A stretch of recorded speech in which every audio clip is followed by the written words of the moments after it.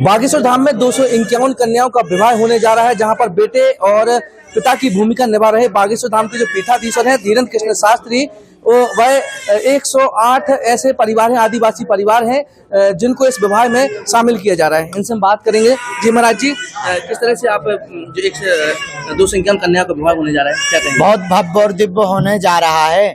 माता पितृहीन निराश्रित बेटियां जो हैं, हमने विचार किया जो हमें चढ़ोतरी मिलती है, जो हमारे परिवार के लोग या जो कन्या विवाह के लिए सहयोग देते हैं, या जो दान पेटी में चढ़ोतरी आएगी, तो हमने प्रण लिया है उन दान पेटी और आने वाली चढ़ोतरी से हिंदुओं के चढ़ावों की दान पेटियों में राशि से जो है गरीबों की बेटियों का घर बसाया जाएगा। हम ये पूरे देश में एक नया संदेशा देना चाहते हैं कि भारत के मंदिर जहाँ हिंदू बहुमात्रा में संपूर्ण रूप से हिंदू ही जाकर चढ़ावा चढ़ाते हैं, वह अगर सरकारी अधिग्रहण से मुक्त होकर के वहाँ की दान पेटियाँ, अस्पताल, शिक्षा, वैदिक गुरुकुलम, गौशाला या दीनहीन निराश्रित बेटियों के विवाह के लिए अगर वो खोली जाएंगी तो समाज सभ्य भी होगा, सभी समाज के प्रत्येक व्यक्ति भी, वर्ग के व्यक्ति भी जुड़ पाएंगे और देश, भारत देश हमारा विश्व गुरु बन पाए। पिछली बार आपने बेटियों के विवाह में गाड़ियां दी थी, इस बार आपने संकल्प लिया है कि 108 आदिवासी परिवार के जो है बेटियां हैं उनका हम विवाह करने जा रहे हैं। उनका भी करेंगे और इस बार गाड़ी की बजाय उनको आत्मनिर्भर बनाने के लिए आटा चक्की दे रहे हैं,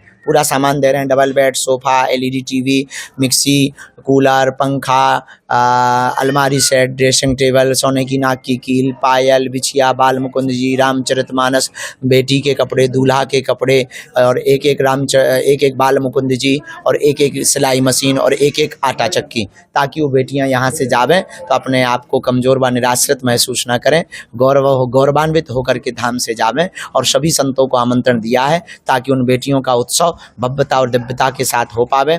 ऐसी बेटियां हैं, किसी के माँ बाप नहीं हैं, किसी के परिवार में कोई है ही नहीं, मजदूरी करती हैं, स्वयं मजदूरी करके परिवार का पालन पोषण करती हैं, तो उन बेटियों की वह दशा को देख करके हमारा मन बड़ा दुखित है। तो हम चाहते हैं कि इस देश में किसी भी भाई को अपनी बहन के विवाह में रोना ना पड़े।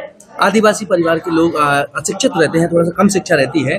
अभी एक मामला सामने आया है, बिजावर विधानसभा क्षेत्र के सायगढ़ के पास एक रामगढ़ गांव है, वहां पर 40 लोगों का धर्मांतरण किया जा रहा था, जहां पर बिजावर के जो विधायक हैं राजेश बबलू शुक्ला, उन्होंने जाकर के पूरी प्रशासनिक अमले के साथ पूरी जांच पड़ताल की है। इसको लेकर क्या कहेंगे? ये देखिए, इस प्रकार के कृत्य हर गांव में चल रहे हैं। हम लोग शहरों में काम कर रहे हैं और छोटे छोटे गांवों में इस प्रकार के कार्य चल रहे हैं, जो निश्चित रूप से हिंदू समाज को घटा रहा है और हिंदू एकजुट होने से बट रहा है। तो हम सबको जगह जगह पर हिंदुओं को एकता दिखानी पड़ेगी और धर्मांतरण को रोकने के लिए 2 ही 3 उपाय हैं। एक तो अशिक्षा का सबसे बड़ा कारण है, शिक्षा बहुत ज़्यादा जरूरी है। शिक्षा के साथ दूसरा सबसे बड़ा कारण है आर्थिक हीनता।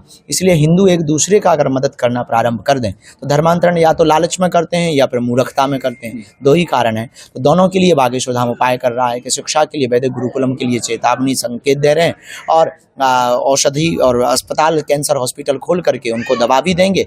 मंदिरों की दान पेटी या जो चढ़ावा ये लोग हमें दे देते हैं उनसे उनका ब्याह करवाएंगे तो धर्मांतरण रुकेगा। इसलिए हमने 108 आदिवासी बेटियों का विवाह करवाने का प्रण लिया। कैंसर हॉस्पिटल बनने जा रहा है और प्रधानमंत्री भी आ रहे हैं, राष्ट्रपति भी आ रहे हैं, तो उसको लेकर क्या कहेंगे आप? देखिए, वर्तमान समय में माननीय प्रधानमंत्री जी के प्रतिनिधित्व में हमारा भारत भारत विश्व मित्र की भूमिका निभा रहा है और सर्वत्र भारत की गूंज है। आज अमेरिका का दौरा, वो फ्रांस का दौरा हुआ, जहां भारत को कभी एक समय तक पूछा नहीं जाता था, आज संवाद करने के लिए और मैत्रीय भाव रखने के लिए वो तत्पर हैं। तो निश्चित रूप से भारत एक अलग उड़ान की ओर है और ये बड़ा सौभाग्य है हम बुंदेलखंड के सभी लोगों का, लाखों बागेश्वर धाम के परिवारजनों का, सहज से आमंत्रण को माननीय प्रधानमंत्री जी ने स्वीकार किया। अब वो कैंसर हॉस्पिटल के उस भूमि पूजन, शिला पूजन में पहुंच रहे हैं। तो निश्चित रूप से पूरे बुंदेलखंड के लोगों का यह सौभाग्य है और हम सब उनको साधुवाद और धन्यवाद दे रहे हैं। चैनल का एक सवाल है कि जो कैंसर हॉस्पिटल बनने जा रहा है तो कितने की लागत से बनने जा रहा है और साथ में क्या इसका कोई प्रोजेक्ट तैयार किया गया है और इसकी फंडिंग कहाँ से होगी? 4 चरण में कैंसर हॉस्पिटल यह बनाया जाएगा। प्रथम चरण में 100 बेड का लगभग 2.5 से 3 वर्ष में यह पूर्ण कार्य होगा। फंडिंग के लिए हमारे बागेश्वर धाम के परिवार के जो लोग जुड़े हुए हैं वो सहयोग करते हैं। जो हमें कथाएं हम करेंगे, कथाओं से हमें दक्षिणा मिलती है, क्योंकि हम कथावाचक भी तो हैं, तो कथा से हमें दक्षिणा मिलती है। कथा से दक्षिणा मिलेगी तो हम अब जो भी कथा से हमें दक्षिणा मिलेगी वो हम कैंसर हॉस्पिटल के निर्माण में लगाएंगे और दीनहीन निराश्रित लोगों को निःशुल्क इलाज देंगे। बाकी जो सामर्थ्यवान है वो अपना पैसा दे करके वहीं इलाज ले लेंगे।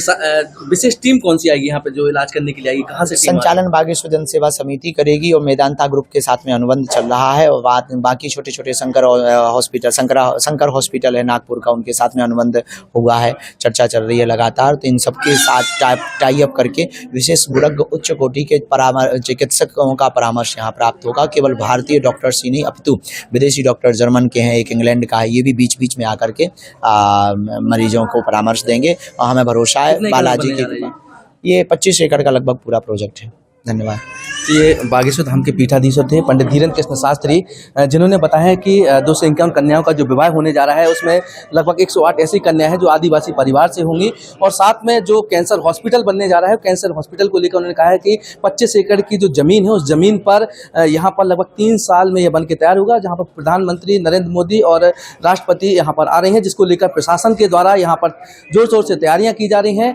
और अभी आपने सुना है कि किस प्रकार से उन्होंने कहा है कि 151 जो कन्याओं का विवाह हो रहा है उसमें जो भी दान देंगे, जो भी विवाह करेंगे, वो बागेश्वर धाम की जो पेटियों में जो चढ़ावा आता है और जो उनके जो लोग हैं उनके द्वारा यह पूरा विवाह संपन्न कराया जाएगा। वहीं कैंसर हॉस्पिटल को लेकर भी अब तैयारियां पूर्ण हो गई हैं। छतरपुर से INH के लिए विनोद मिश्रा की रिपोर्ट।